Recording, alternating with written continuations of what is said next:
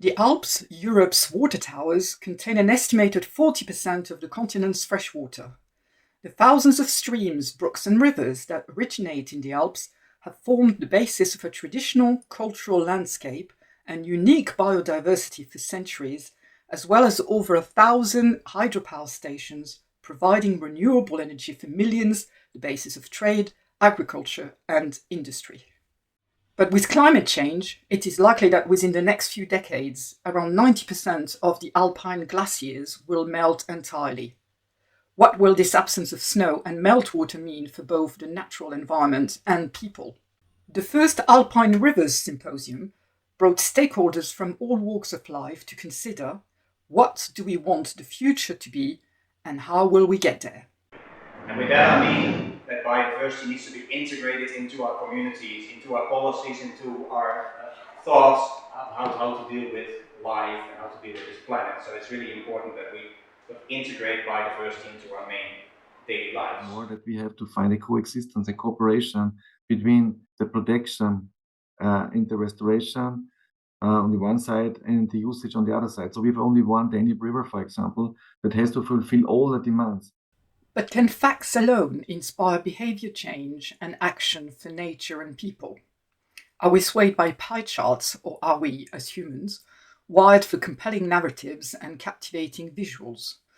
Our ancestors came together around crackling fires, not around PowerPoint presentations.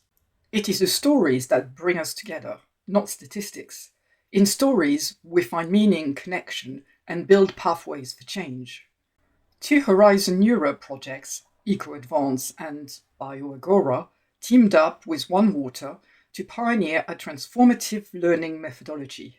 They ask people to leave their own personas aside and think about and develop stories about how others might feel. What if you were a ship's captain, a hydropower operator, or a small organic farmer? Having a chemical production plant in the city where I was a small farmer, so my initial thought was that is, as an organic farmer, I would find that super bad, so obviously I don't want that.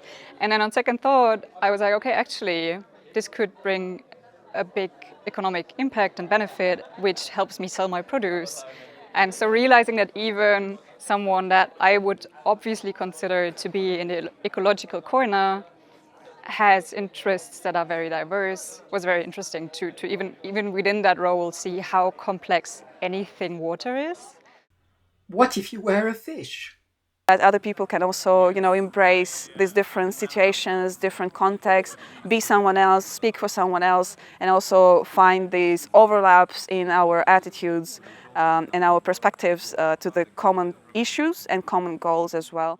Can listening and thinking about others make a difference?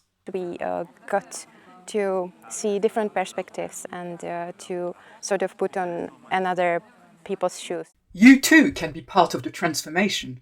EcoAdvance is profiling people who implemented successful projects, made significant contributions to restoration science, converted a degraded freshwater site into a recreation resource, and the freshwater champions who have driven policy and innovative programs. These video profiles will contribute a corpus of people-to-people advice on how to navigate the challenges of freshwater restoration practice and science in a world of climate change.